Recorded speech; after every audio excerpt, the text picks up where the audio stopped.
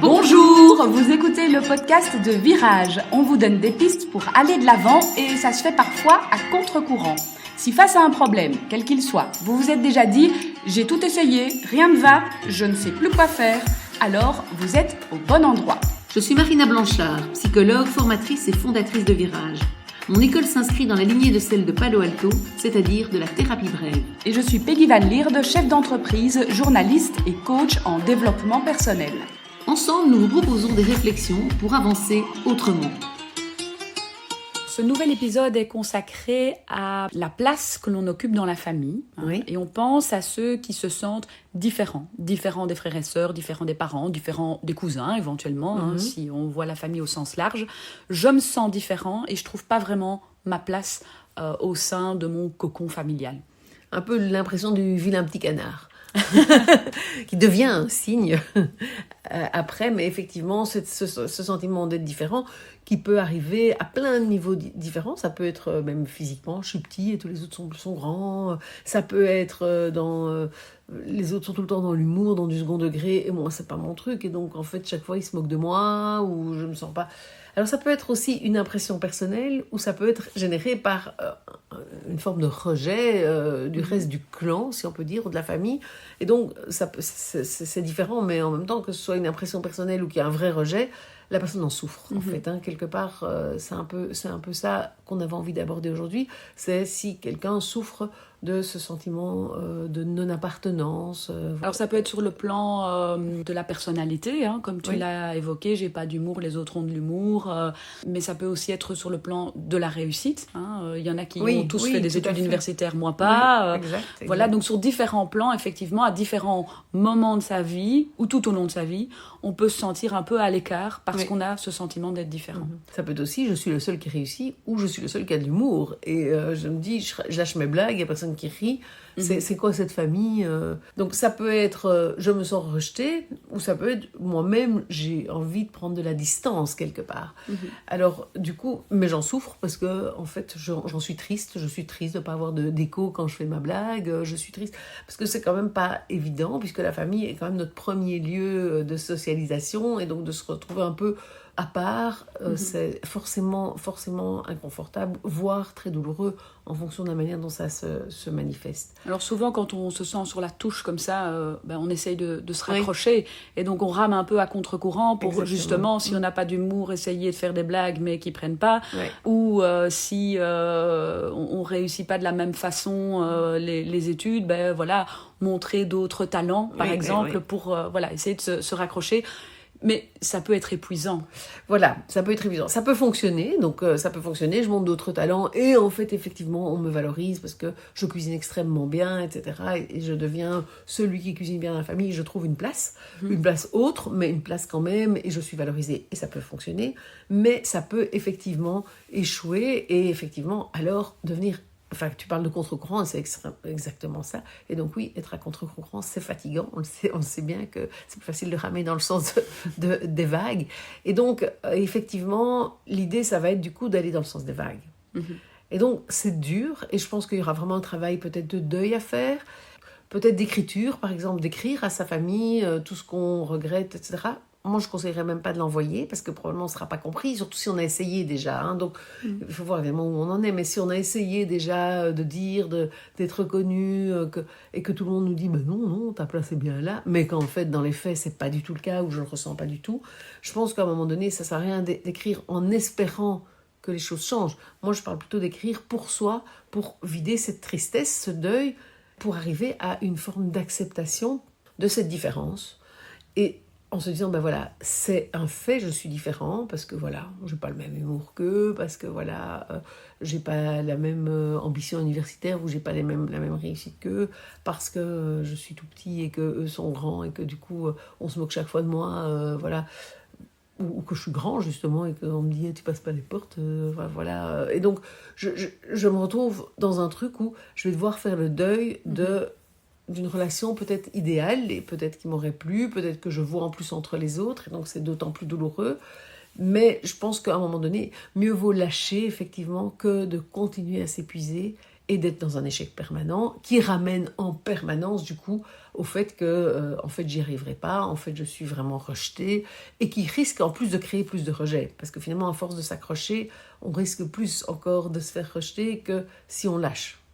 Parce que si on lâche on peut plus nous rejeter, déjà c'est plus possible et du coup par contre moi j'encouragerais du coup à aller chercher ailleurs.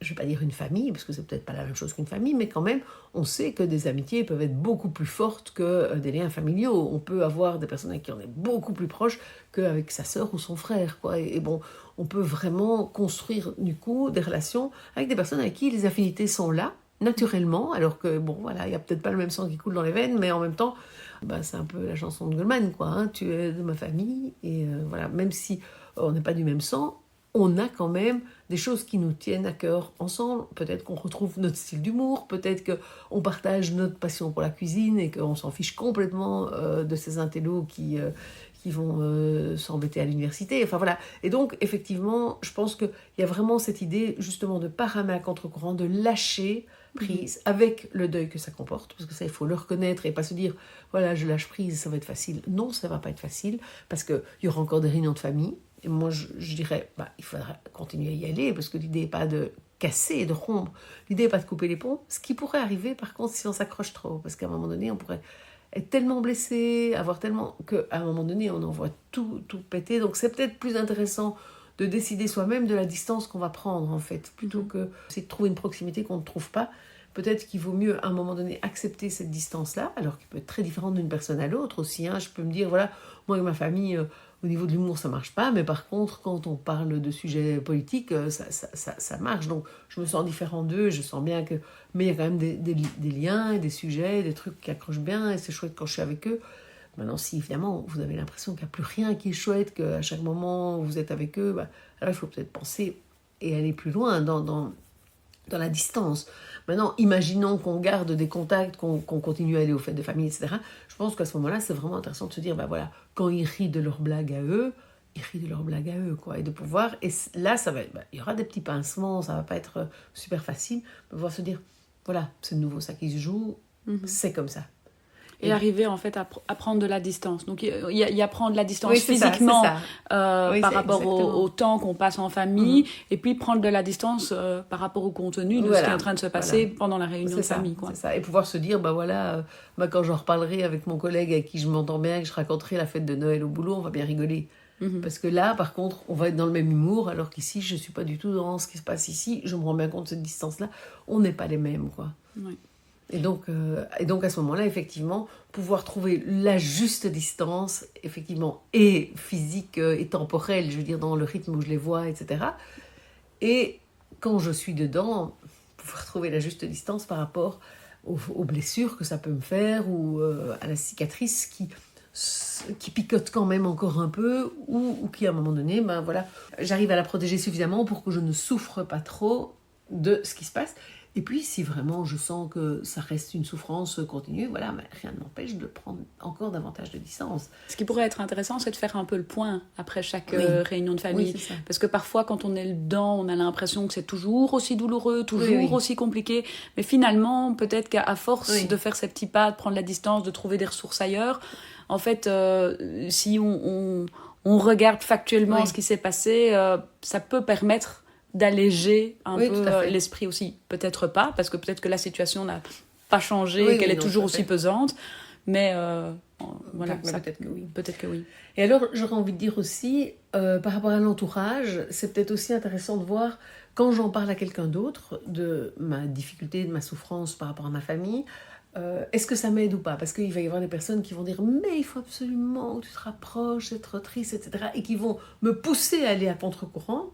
Et puis, il va peut-être y avoir des personnes qui vont dire « Enfin, c'est des connards, coupe les ponts, arrête, etc. » Et peut-être que c'est pas juste pour moi non plus. Et donc, c'est important de voir, quand j'en parle, est-ce que c'est bien nécessaire d'en parler ou est-ce que c'est pas en train de mettre de l'acide sur ma blessure et d'aggraver les choses. Et donc ça, je pense que c'est aussi important de se dire, quand je disais tout à l'heure, après, j'en ris avec mon collègue de la Noël, c'est très bien, ça me fait du bien. Et même à la fête déjà je me dis, ça je raconterai à mon collègue parce qu'on va bien se marrer. Et là, ça peut être une aide. Mais si, quand j'en parle à mon collègue, il dit « Ah, pauvre, c'est terrible, et que ça me plombe », ça va juste me plomber davantage. Et donc, il faut que je choisisse bien les personnes avec qui j'en parle. Ou si, avant d'aller à la fête avec mon compagnon, ma compagne, mon conjoint, je parle de « Oh là là, j'appréhende déjà ceci, ça », et que l'autre met de l'huile sur le feu, etc., et que j'arrive à la fête déjà sur les nerfs étendus, c'est pas la peine. Et peut-être qu'il vaut mieux se dire ensemble, en couple, on n'en parle plus, parce qu'en fait, moi j'en souffre, et quand je t'en parle, toi tu en souffres pour moi, et donc ça n'est pas aidant. Et donc ça, c'est peut-être aussi intéressant de faire le point sur, dans l'entourage, avec qui est-ce que ça m'aide vraiment, parce que quand j'en parle, je me sens bien compris, rejoint, etc. Et donc en fait, je sens justement un lien qui se crée, et qui finalement nourrit mon envie d'appartenance, parce que j'appartiens par rapport à mon couple, je sens qu'on est vraiment à deux, etc. Et ça m'aide. Ou est-ce que, quand j'en parle avec telle personne, en fait, j'ai l'impression que c'est pire, qu'après, je suis encore plus mal, quoi. Et ça, je pense que c'est aussi important, c'est de vraiment regarder dans l'entourage, et pour beaucoup de problématiques d'ailleurs, j'ai envie de dire, regarder dans l'entourage, est-ce que ça m'aide quand j'en parle ou est-ce que ça m'aide pas quand j'en parle? Et avec qui? Parce que je pense qu'il y a vraiment des grosses différences, avec qui ça m'aide et avec qui ça m'aide pas, quoi.